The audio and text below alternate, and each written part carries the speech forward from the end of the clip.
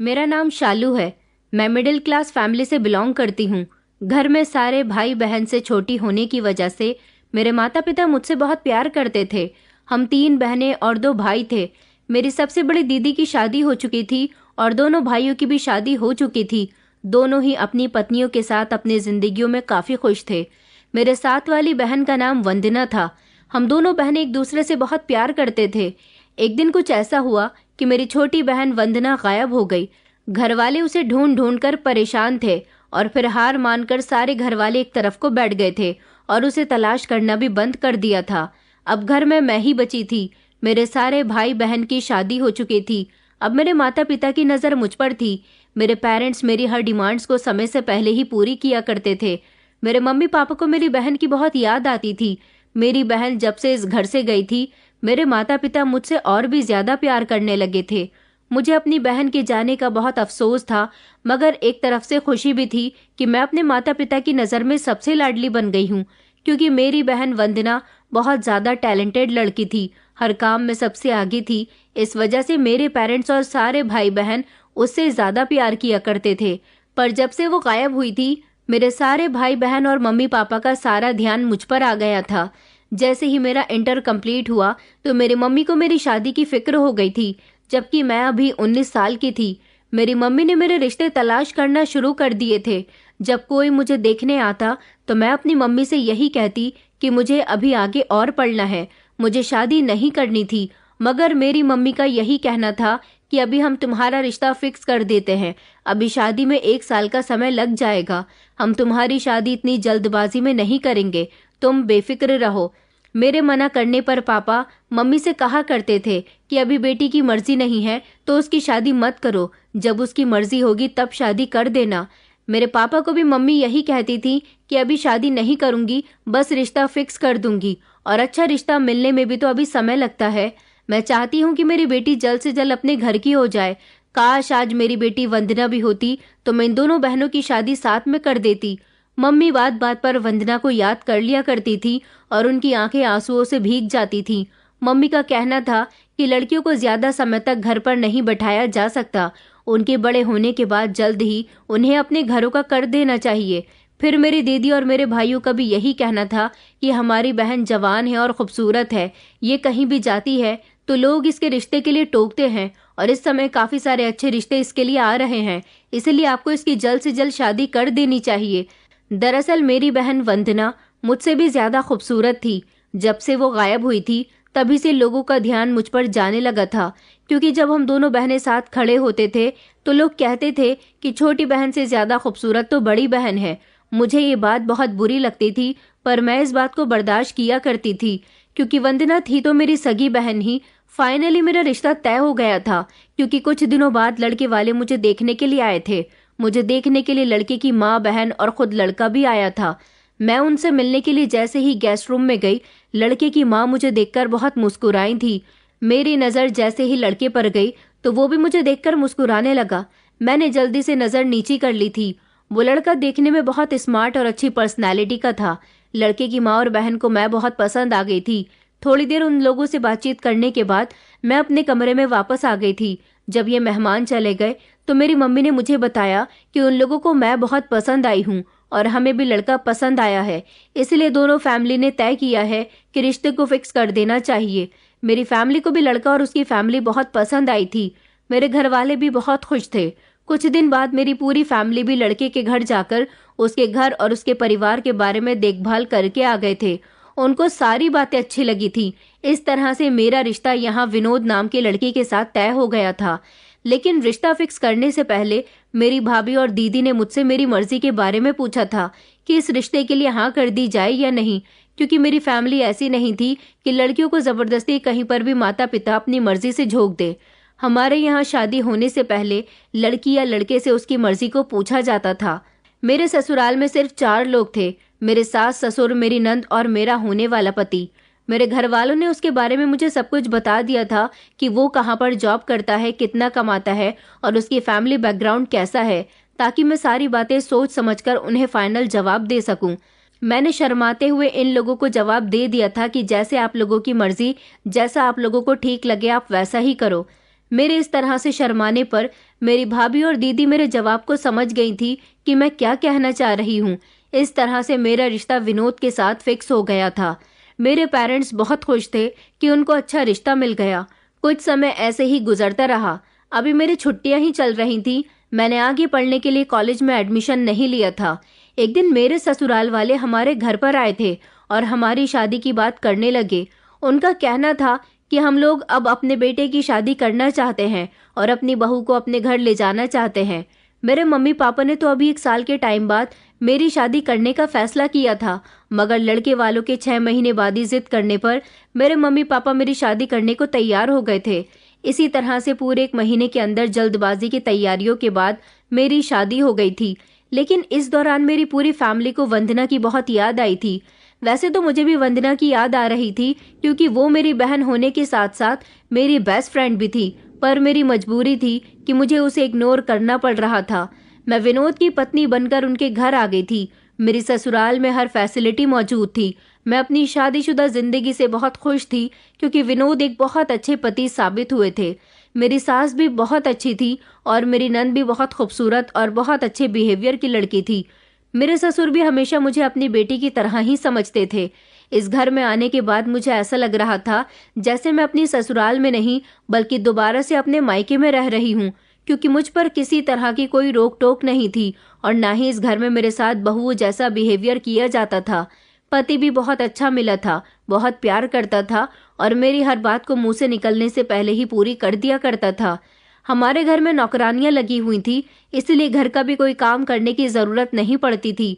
मैं सारा दिन घर में बोर होती थी, क्योंकि मेरी नंद अभी पढ़ाई कर रही थी और वो कॉलेज जाती थी, तो शाम के टाइम तक ही वापस आती थी, क्योंकि वो कॉलेज से ही ट्यूशन को भी निकल जाती थी।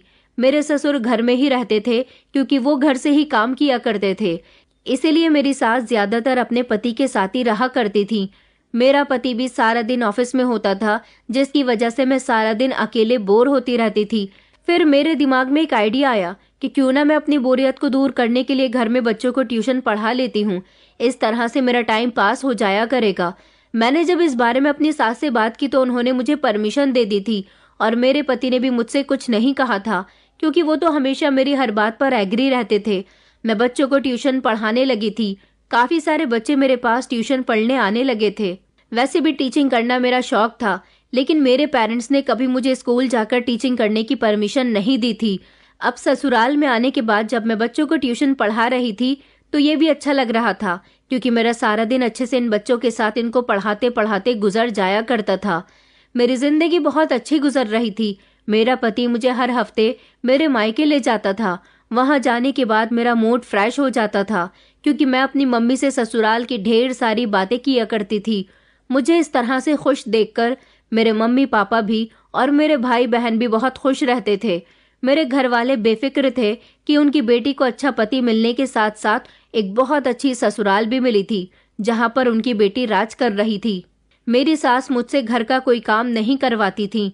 उनका कहना था कि तुम क्यों घर के काम करोगी, हमारे घर में इतनी सारी नौकरानियां हैं। तो मेरे ससुर भी आकर मेरी नंद के लिए कोई चीज लाते तो वही चीज मेरे लिए भी लाते थे। मेरे ससुराल वालों के अच्छे बिहेवियर की वजह से मेरे मायके वाले भी कभी कभी मेरे घर आ जाते थे, जिस पर मेरे सास ससुर उनकी बहुत खातिरदारी किया करते थे। सब कुछ बहुत अच्छा और परफेक्ट चल रहा था। एक दिन मैं शाम के टाइम पर बच्चों को ट्यूशन पढ़ा रही थी। मेरे पास एक लड़का पढ़ने आता था। उसका नाम आरुष था और वो सिर्फ 12 साल का था। मैं अपने कमरे में अकेले ही बच्चों को पढ़ाया करती थी। जिस टाइम मैं बच्चों को पढ़ा रही होती थी मुझे कोई भी डिस्टर्ब नहीं करता था। एक दिन मुझे आरुष ने अपने स्कूल बैग से निकालकर एक लेटर दिया। कहने लगा कि ये मुझे एक दीदी ने दिया है और कहा है कि ये लेटर मैं आपको दे दूं। मैंने आरुष से उसके बारे में पूछा जिसने उसे ये लेटर दिया था। आरुष को इस बारे में कुछ नहीं पता था। उसने कहा था कि मैं उनको नहीं जानता कि वो कौन है और ना ही वो मुझे अपना चेहरा दिखाती है। उनका चेहरा भी छुपा हुआ होता है और ना ही मैं उनका नाम जानता हूँ। आज जब मैं आपके घर पर ट्यूशन पढ़ने के लिए आ रहा था तो उन्होंने मुझे आगे वाले रास्ते पर रोक करके दे दिया था और कहा था कि तुम ये लेटर अपने टीचर को दे देना। मैंने जैसे ही वो लेटर खोल कर देखा तो उसमें लिखा हुआ था कि तुम कैसी हो शालू, आई मिस यू। इसके अलावा कुछ और लिखा हुआ नहीं था। मैं कंफ्यूज हो गई थी कि आखिर ये कौन है जिसने मुझे लेटर भेजा है और इसमें इन 2 लाइनों के अलावा और कोई बात भी लिखी हुई नहीं है जिससे मैं ये समझ सकूं कि ये लेटर किसने दिया है। ना ही इस लेटर पर कोई नाम लिखा हुआ था। आरुष तो वैसे भी बच्चा था, उसे क्या पता कि लेटर देने वाली लड़की कौन थी। मैंने वो लेटर तो अपने पास रख लिया, मगर मैं बड़ी हैरान थी कि आखिर ये कौन है जो मुझे लेटर भेज रही है और उसमें लिख रही है कि वो मुझे याद करती है। फिलहाल वो लेटर मैंने अपनी अलमारी में रख दिया और आरुष से इस लेटर के बारे में किसी को भी बताने से मना कर दिया था।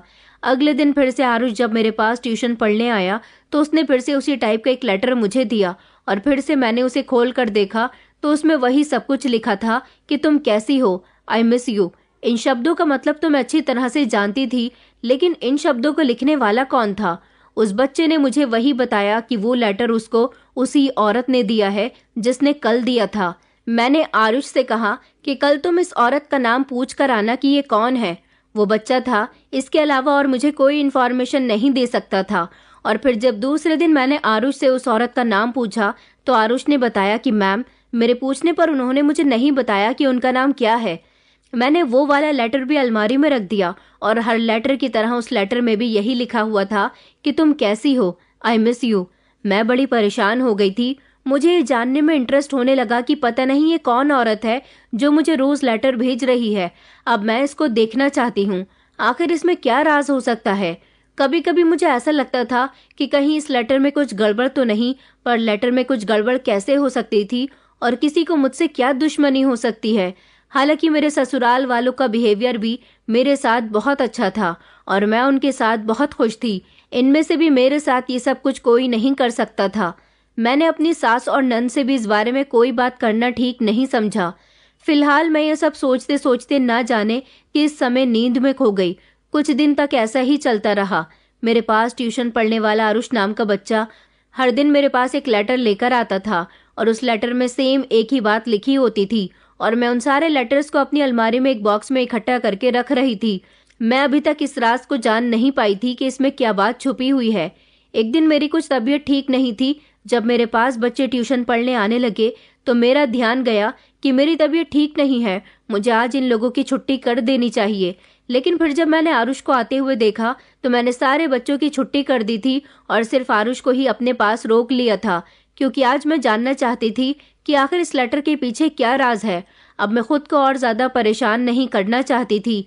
मैंने सोचा कि मैं आज आरुष से कहूंगी कि वो मुझे उस जगह पर ले चले जहां पर वो औरत इसे लेटर देती है। मैं आरुष से इस बारे में बात करना चाहती थी, पर अचानक मेरी सास के कमरे से जोर जोर से चिल्लाने की आवाज आने लगी।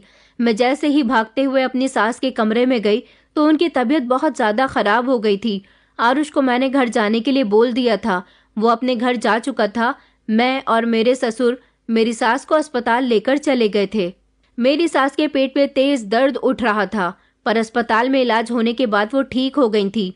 4 घंटे बाद हम उनको डिस्चार्ज करवाकर घर ले आए थे। पिछले 2 दिनों से मुझे आरुष के आने का इंतजार था, क्योंकि 2 दिनों से वो मेरे पास ट्यूशन पढ़ने के लिए नहीं आ रहा था। मैंने उसकी मम्मी को कॉल भी की तो उन्होंने कहा कि आरुष की तबीयत ठीक नहीं है। जब कुछ दिनों बाद आरुष ट्यूशन पढ़ने आया तो मैंने सोच लिया था कि आज मैं जानकर ही रहूंगी कि वो लेटर देने वाली औरत कौन है। इससे मुझे सब कुछ मालूम हो जाएगा, क्योंकि आज जब आरुष 5 दिन बाद मेरे पास ट्यूशन पढ़ने आया था तो आज भी वो मेरे पास वही लेटर लेकर आया था। फिर जब आरुष ने मुझे वो लेटर दिया तो मैंने उससे कहा कि आज मुझे तुम इस औरत के पास ले चलो जो रोज मेरे लिए ये लेटर भेजती है। पहले तो वो मना करता रहा, फिर वो मेरे साथ चलने के लिए तैयार हो गया। मैंने अपनी सास से कहा कि मैं आरुष के घर जा रही हूँ, उसकी मम्मी ने मुझे कुछ डिस्कशन करने के लिए बुलाया है। और इस तरह मैं आरुष को लेकर उसके साथ घर से निकल गई थी और बाकी सारे बच्चों की मैंने छुट्टी कर दी थी। आरुष मुझे एक पतली सी गली में लेकर चला गया। आरुष ने कहा कि मैं इसी रास्ते से आपके घर ट्यूशन आता हूँ, और फिर वो एक छोटे से और टूटे फूटे घर के आगे खड़े होकर रुक गया था। कहने लगा कि जब मैं इस घर के आगे से गुजरता हूँ तो वो आंटी मुझे आवाज लगाकर ये लेटर आपको देने के लिए कह देती हैं। मैंने आरुष से कहा कि आज तुम इस घर का दरवाजा बजाओ।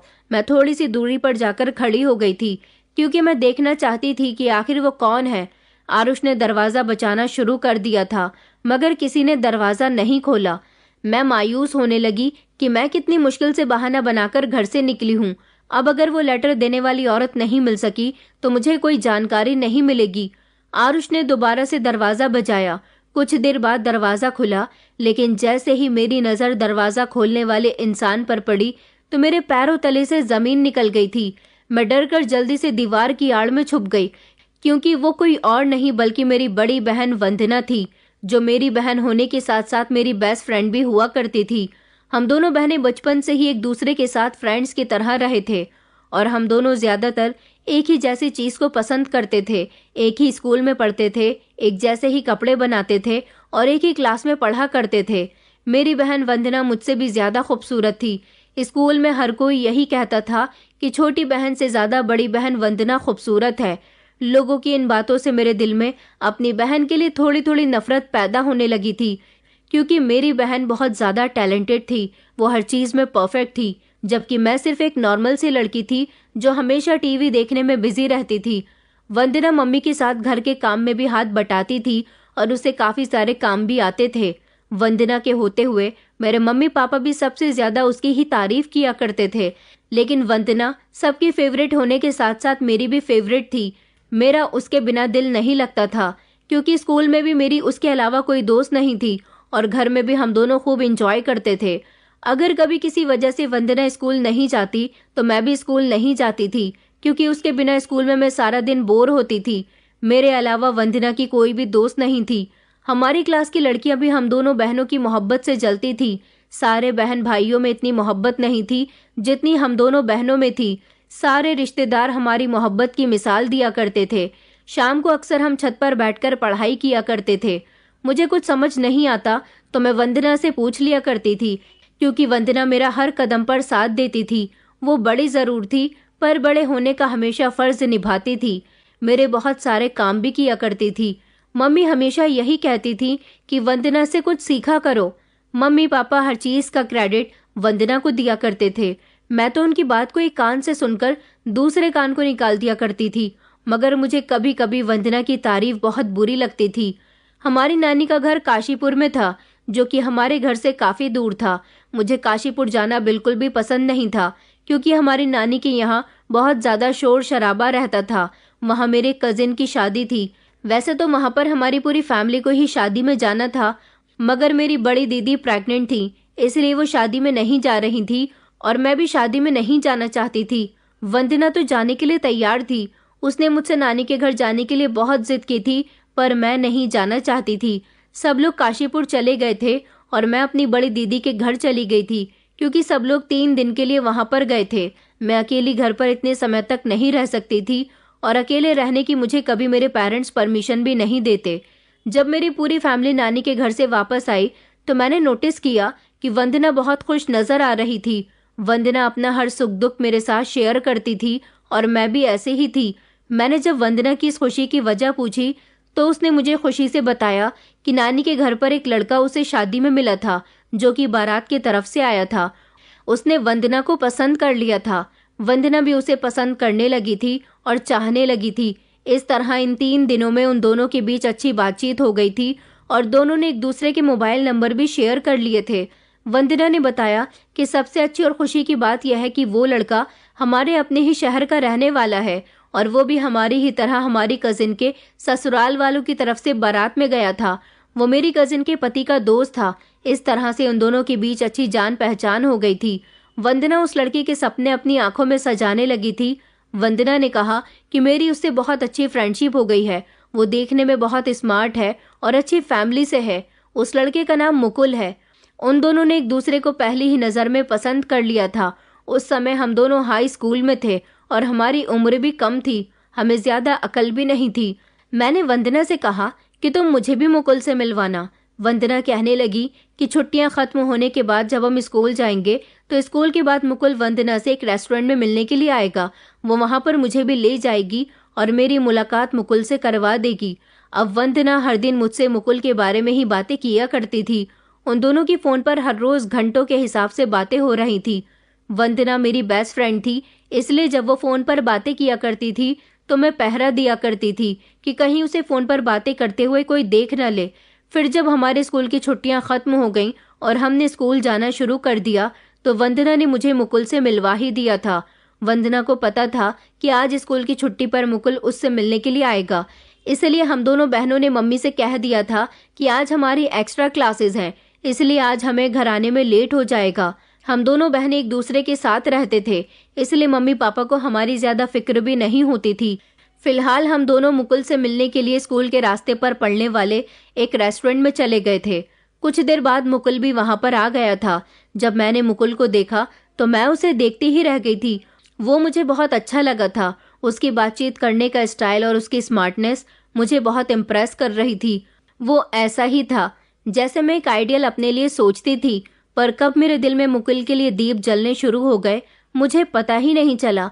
मैंने मुकुल से बहुत कम बात की थी, बस मैं उसे देखती ही जा रही थी। उसके चेहरे से मेरी नजर हटी नहीं रही थी। उसको देखकर तो मेरा दिल धड़कना भूल गया था। मैं अब एक मुश्किल सिचुएशन में फंस गई थी।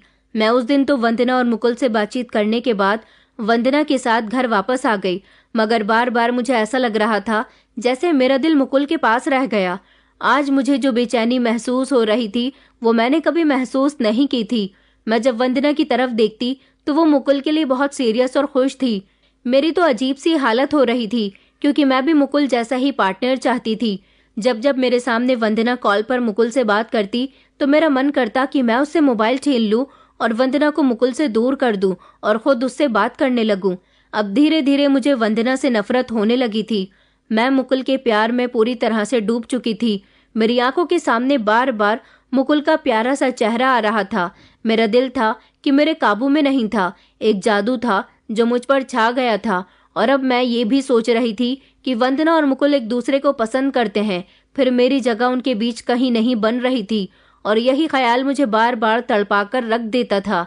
मैं एक अजीब सी बेचैनी से गुजर रही थी। हर बार मुझे वंदना को देखकर जेलसी महसूस होती थी।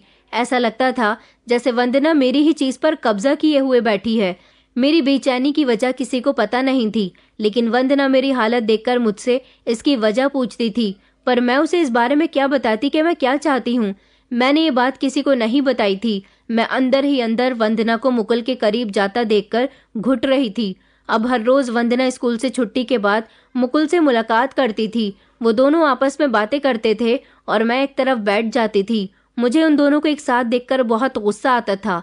मैं चाहती थी कि इस बारे में वंदना को सब कुछ बता दूं, लेकिन अगर वंदना को ये सब पता चल जाता तो मेरी मुकुल से भी दोस्ती खत्म हो सकती थी, क्योंकि मैंने किसी न किसी बहाने से मुकुल से दोस्ती कर ली थी। लेकिन प्यार वो सिर्फ वंदना से ही करता था। मैं हर बार वंदना के साथ रेस्टोरेंट चली जाती और मुकुल से मिल भी लेती थी, जबकि वंदना मुझसे कहती कि तुम घर जाकर बता देना कि मैं अपनी एक फ्रेंड के यहाँ चली गई हूँ, इसलिए मुझे घर आने में देर हो जाएगी। पर मैं वंदना के साथ ही रहती थी और उसके साथ ही घर जाती थी। मेरे अंदर जो मोहब्बत मुकुल के लिए बढ़ रही थी उसको कोई नहीं जानता था, यहाँ तक कि मुकुल भी नहीं। जैसे जैसे समय बीतता जा रहा था वैसे वैसे मुकुल की मोहब्बत मेरे दिल में उतरती जा रही थी, और मुझे मेरी मोहब्बत के बीच सिर्फ एक रुकावट नजर आती थी। वो थी मेरी सबसे अच्छी और प्यारी बहन वंदना। अब मुझे अपनी ही बहन से नफरत होने लगी थी। मैं घर में भी उससे चिड़चिड़ी रहती थी। मैं ये सोचने लगी थी कि किस तरह से वंदना मेरे और मुकुल के बीच से हट जाए। मेरी उम्र भी उस समय कम थी, लेकिन ये फीलिंग शायद इस उम्र में हो ही जाती है। मगर मेरी मोहब्बत मेरे अंदर एक जुनून पैदा कर रही थी। दिन ब दिन मेरे अंदर वंदना के लिए नफरत बढ़ती जा रही थी। वंदना को भी ऐसा लगता था कि मैं उससे नाराज हूँ, लेकिन वो मुकुल की मोहब्बत में इतनी डूब चुकी थी कि अब वो अपनी बहन से कोई बात करना भी भूल गई थी। मैं अपनी बहन से बहुत जल रही थी और इस सब की वजह सिर्फ मुकुल था। मेरी बहन मेरी मोहब्बत से बेखबर थी। उसको बिल्कुल भी मेरी फीलिंग्स का पता नहीं था। एक दिन जब मैं और वंदना स्कूल से घर वापस आ रहे थे तो मैंने वंदना से कहा कि मुझे बहुत तेज प्यास लग रही है। ये लो, मेरी वाटर बॉटल सामने ही नल लगा हुआ है, वहां से मुझे इस बॉटल में पानी भरकर ला दो। जैसे ही वंदना अपने हाथ में पानी की बोतल लेकर आगे बढ़ी और वो सड़क पार करने लगी, मैंने फौरन उसे धक्का दे दिया और वो बेचारी बीच सड़क पर जाकर गिर गई थी, जहां पर तेज रफ्तार में गाड़ियां आ रही थी। एक गाड़ी वाला उसे टक्कर मारकर चला गया था। मैं जानती थी कि ऐसा जरूर होना था, क्योंकि ये सब कुछ मैंने जानबूझकर किया था। वंदना का एक्सीडेंट हो गया था। उसके शरीर से काफी खून बह रहा था। उसको बहुत चोट आई थी और वो बीच सड़क पर तड़प रही थी। इस बीच वहां पर काफी सारे लोगों की भीड़ लग गई और मैं वहां से भाग गई थी, क्योंकि मैं नहीं चाहती थी कि मैं लोगों की नजरों में आ जाऊं। मैं बहुत डर गई थी, इसलिए मैं सीधा घर आ गई। लेकिन मुझे डर इस बात का था कि कहीं वंदना ने घर जाकर सबको सब कुछ बता दिया तो मैं बहुत बड़ी मुसीबत में फंस सकती हूँ। इसलिए जब मैं अकेली घर आई तो मैंने अपने घर पर सबको बता दिया था कि वंदना पता नहीं कहाँ चली गई है। घर वाले उसे ढूंढने के लिए निकल गए थे, पर वो कहीं भी नहीं मिली थी। मैं यही चाहती थी कि वंदना कभी लौटकर वापस न आए। मुझे तो लगा था कि वो मौके पर ही मर गई होगी। मैं बहुत मतलबी हो गई थी, सिर्फ अपनी मोहब्बत को पाने के लिए, और उसी की मोहब्बत ने मुझे मजबूर कर दिया था कि मैं अपनी बहन को तड़पता हुआ वहां पर छोड़ जाऊं। घर वालों ने मुझसे बहुत सवाल किए कि तुम दोनों साथ आती थी तो फिर वंदना कहाँ चली गई। मैंने अपने घर पर सबको यही बताया कि स्कूल की छुट्टी के बाद वो मुझसे पानी की बोतल भरने के बहाने से कहीं गई थी, मगर फिर वो वापस ही नहीं आई। मैं काफी देर तक उसका इंतजार करती रही और जब वो नहीं आई तो फिर मैं घर आ गई। लेकिन मैंने वंदना के एक्सीडेंट के बारे में घर में किसी को कुछ नहीं बताया था। वंदना जब कई दिनों तक नहीं मिली तो घर वालों को यही लगा कि वो कहीं गुम हो गई है। पुलिस में भी उसकी रिपोर्ट दर्ज करवाई गई थी, पर वो कहीं पर भी नहीं मिली थी। मैं कुछ दिन तक स्कूल भी नहीं गई थी क्योंकि मैं स्कूल वालों की जवाब नहीं दे सकती थी। मेरे घर में सब लोगों का रो रो कर बुरा हाल हो गया था। मैं यही सोचती थी कि अब मुझसे मुकुल को कोई नहीं छीन सकता। काफी दिनों तक मैंने मुकुल से भी कोई बातचीत नहीं की थी, लेकिन जब 15 दिन बाद ये बात फाइनल हो गई कि वंदना की कहीं कोई खबर नहीं है, मैं समझ गई थी कि वो मर चुकी होगी। फिर मैंने मुकुल को कॉल लगाई तो मेरे होश उड़ गए थे। जो मैंने सोचा था वैसा कुछ भी नहीं हुआ था। मेरा दिल खून के आंसू रो रहा था जब मुझे मुकुल ने बताया कि मेरी वंदना इस दुनिया में नहीं रही, इसलिए मैं यहाँ पर तन्हा रह गया हूँ। इस शहर में रहूंगा तो मुझे वंदना की याद आती रहेगी, इसीलिए मैं इस शहर को छोड़कर जा रहा हूँ। मेरा यहाँ पर रहना नामुमकिन है। मैं नौकरी करने के लिए दुबई जा रहा हूँ। मुझे यहाँ की हर चीज वंदना की याद दिलाती है। मैंने ये सुनकर फोन रख दिया क्योंकि मेरा दिल टूट गया था। मैं उस दिन फूट फूट कर रोई थी। बहुत देर तक रोते रोते मैंने सोचा कि मैं हार नहीं मानूंगी। मैं मुकुल को अपनी मोहब्बत के बारे में जरूर बताऊंगी। मेरी मोहब्बत जानकर शायद वो अपना फैसला बदल दे। मैंने दोबारा उसको कॉल लगाई और जो मेरे दिल में मुकुल के लिए फीलिंग्स थी वो सब कुछ उसे बता दिया। मैंने मुकुल से कहा कि मैं तुम्हारे बिना जिंदा नहीं रह सकती। मेरी सारी बातें सुनकर मुकुल ने कहा कि वंदना मेरी पहली और आखिरी मोहब्बत थी। मैं उसके अलावा किसी और के बारे में सोच भी नहीं सकता और आज के बाद मुझे कभी फोन मत करना। ये कहकर मुकुल ने कॉल कट कर दी थी। उसकी बात सुनकर मैं बहुत रोई और फिर मुझे एहसास हो गया था कि मैंने अपनी बहन के साथ बहुत गलत किया था। मुझे उसकी मदद करनी चाहिए थी जब वो दर्द से तड़प रही थी और मुझे उसको धक्का भी नहीं देना चाहिए था। मैं उसको तड़पता हुआ छोड़कर आ गई थी। फिर इसी तरह से समय बीतता गया। घर वालों ने भी ये बात एक्सेप्ट कर ली थी कि वंदना भी इस दुनिया में नहीं रही और वंदना की 3 साल बाद भी कोई खबर नहीं थी। मैंने वंदना के साथ इतना गलत किया था तो मेरे साथ कैसे कुछ अच्छा हो सकता था। मुकुल भी मुझे अपनी मोहब्बत में तड़पता हुआ छोड़कर जा चुका था। इस तरह मेरी मतलबी मोहब्बत का दी एंड हो गया था। लेकिन मुझे मुकुल की मोहब्बत के बाद अपनी बहन की बहुत याद आती थी। मुझे हर जगह उसकी कमी महसूस होती थी। लेकिन आज इतने सालों के बाद अपनी बहन को इस तरह देखकर मेरी आंखों में आंसू आ गए थे और मुझे खुशी हुई थी कि वो जिंदा है। मैं अपने बीते हुए कल में चली गई थी और मुझे अपनी गलती का एहसास होने लगा था। मैं मुकुल को पूरी तरह से भूल चुकी थी। शायद मुझे उससे प्यार ही नहीं था। बस इस उम्र में लड़की या लड़कियां मोहब्बत में बहक जाते हैं। मेरी बहन भी अगर किसी को पसंद करती थी तो मैंने भी उसे पसंद करना शुरू कर दिया था। मुकुल के जाने के बाद मैं पूरी तरह से नॉर्मल हो गई थी और मेरी जिंदगी काफी हद तक आगे बढ़ गई। फिलहाल आज मुझ में इतनी हिम्मत नहीं थी कि मैं अपनी प्यारी बहन का सामना कर सकूं। वो आरुष से बातों में लगी हुई थी और उसने मुझे नहीं देखा था। मैं दीवार की आड़ में खड़ी हुई थी। मैं फौरन वहां से अपने घर को चली आई थी, लेकिन घर का हाल तो पूरी तरह से बिगड़ा हुआ था। मेरा पति बहुत गुस्से में लग रहा था। मेरे घर में दाखिल होते ही मेरे पति ने मेरा हाथ पकड़ लिया और कहने लगा कि बताओ तुम कहाँ गई थी, किससे मिलने के लिए गई थी? आवारा लड़की, मुझे इतने टाइम से बेवकूफ बनाती रही हो। बताओ। मैं हैरानी से अपने पति को देखती जा रही थी कि अचानक यहाँ पर क्या हो गया। मुझे कुछ समझ नहीं आ रहा था। मैंने अपने पति से कहा कि मेरा हाथ छोड़ो। मैं ट्यूशन पढ़ने वाले एक स्टूडेंट आरुष के घर गई थी। मेरी ये बात सुनकर मेरा पति चिल्लाने लगा और कहने लगा, मैं तुम्हें जान से मार दूंगा अगर तुमने एक शब्द और झूठ कहा तो। मैंने कभी उनको इतने गुस्से में नहीं देखा था। मेरी सास खामोश खड़ी हुई थी। मेरे पति ने मेरी सास से कहा कि आरुष के घर पर कॉल लगाओ और पता करो कि ये वहां पर गई थी या नहीं। मेरी सास ने कॉल पर बात करने के बाद मेरे पति को बताया कि ये वहां पर नहीं गई थी, बल्कि वो तो कह रही हैं कि आपके घर से कोई भी हमारे घर पर नहीं आया। मैं अपनी सच्चाई भी किसी को नहीं बता सकती थी, क्योंकि जो गलती मैंने की थी वो सब सामने आ जानी थी। फिर मेरे पति मेरे करीब आए और उन्होंने मेरे मुंह पर एक जोरदार थप्पड़ मार दिया और वो सारे लेटर्स जो मुझे आरुष लाकर दिया करता था वो सब मेरे मुंह पर मार दिए। मेरे पति ने कहा कि बताओ ये कौन है जो तुम्हें आई मिस यू के लेटर्स भेज रहा है। मैंने अपने पति से कहा कि जैसा आप सोच रहे हो ऐसा कुछ भी नहीं है। दरअसल जो स्टूडेंट आरुष मेरे पास ट्यूशन पढ़ता है वही मुझे लेटर दिया करता था। मेरा पति कहने लगा कि मैं कोई बेवकूफ़ इंसान नहीं हूँ कि कोई बच्चा तुम्हें लव लेटर लिख कर देगा। बताओ सच क्या है। जब मैं खामोश खड़ी रही तो मेरे पति ने मेरा हाथ पकड़ा और मुझे धक्के मारकर घर से निकाल दिया और कहने लगा कि तुम इसी काबिल हो, निकल जाओ मेरे घर से और आज के बाद मेरे घर में कदम भी मत रखना, बेवफा औरत। ये कहकर मेरे पति ने दरवाजा मेरे मुंह पर बंद कर दिया था। मैं बहुत रो रही थी। मेरी कुछ समझ नहीं आ रहा था कि मैं क्या करूं। मेरे पास अब वंदना के पास जाने के अलावा और कोई रास्ता नहीं था, इसलिए मैं उसी टूटे फूटे घर में चली गई। मैंने दरवाजा बचाया तो वंदना ने दरवाजा खोला था। मुझे देखकर वो मुझे सर से लेकर पैर तक देखने लगी। मैंने उसे कहा कि अपनी बहन को घर के अंदर आने की परमिशन नहीं दोगी। उसने मुझे बिना कुछ कहे ही घर के अंदर आने दिया था और खुद सोफे पर जाकर बैठ गई थी। वो अकेली इस घर में न जाने कब से रह रही थी। मैंने वंदना के सामने हाथ जोड़ दिया और कहा कि मुझे माफ कर दो, मुझसे बहुत बड़ी गलती हो गई। मैंने वंदना को अपनी ससुराल में होने वाली पूरी बात के बारे में बता दिया था। मेरी बात सुनकर वंदना कहने लगी कि मेरा मकसद तुम्हारी शादीशुदा जिंदगी खराब करना नहीं था। मैं तुम्हें इस बात का एहसास दिलाना चाहती थी कि जब किसी का भरोसा टूटता है तो कैसे दिल दुखता है। मैं तुम्हारी बहन थी। तुम अगर मुकुल से प्यार करती थी तो मुझे बता देती, मैं तुम्हारे रास्ते से हट जाती। तुमने मेरे साथ बहुत गलत किया। उस समय मुझे एक अमीर औरत अस्पताल में ले गई थी।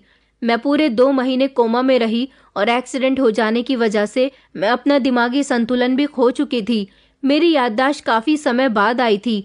फिर वो औरत मुझे अपने साथ अपने घर ले गई और उसने मेरा पूरा इलाज करवाया।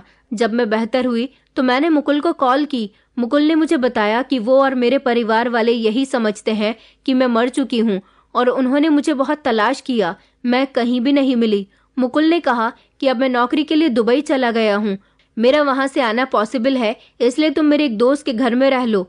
उसने अपने दोस्त के साथ मिलकर मुझे इस घर में रहने के लिए जगह दी। मैं उसे अमीर औरत का घर छोड़कर यहाँ आकर रहने लगी।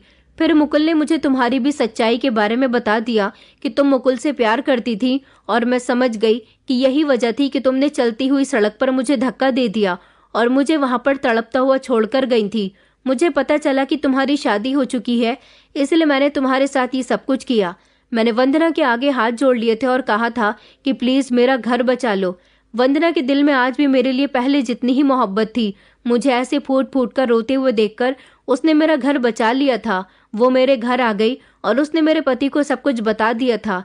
जब मेरे पति को इस बात पर यकीन नहीं आया तो वंदना ने आरुष से भी कहलवा दिया था कि वही थी जो वो लेटर्स आरुष के हाथ भिजवाया करती थी। वंदना ने मुझे माफ कर दिया था, लेकिन मुझे आज भी अपनी गलती पर पछतावा होता है कि मैंने अपनी बहन के साथ बहुत गलत किया था। कुछ समय के बाद आरुष दुबई से वापस आ गया था और वंदना उसके साथ मम्मी पापा के घर चली गई। उसको इस तरह से जिंदा देखकर मेरे घर वाले बहुत खुश हुए थे। मेरे घर वालों को भी जब ये बात पता चली तो लोगों ने मुझ पर बहुत गुस्सा किया था और काफी समय तक मुझसे किसी ने बातचीत नहीं की थी, क्योंकि ये मेरी सजा थी और मैंने बहुत बड़ी गलती की थी। अब वंदना की आरुष के साथ शादी हो चुकी है और वो उसके साथ दुबई में ही शिफ्ट हो गई, लेकिन मेरे माता पिता आज भी मुझसे नाराज हैं। मेरी ससुराल में मेरी जितनी वैल्यू और इज्जत थी वो सब पहले से कम हो गई, मगर मेरा पति इस बात पर खुश है कि मैंने अपने किए की माफी वंदना से मांग ली थी। दोस्तों, उम्मीद करती हूँ आपको हमारी कहानी पसंद आई होगी। कहानी पसंद आई है तो वीडियो को लाइक करें, चैनल पर नए हैं तो चैनल को सब्सक्राइब करें और हाँ, नोटिफिकेशन बेल को जरूर दबाएं ताकि अगली अपडेट सबसे पहले आपको मिले।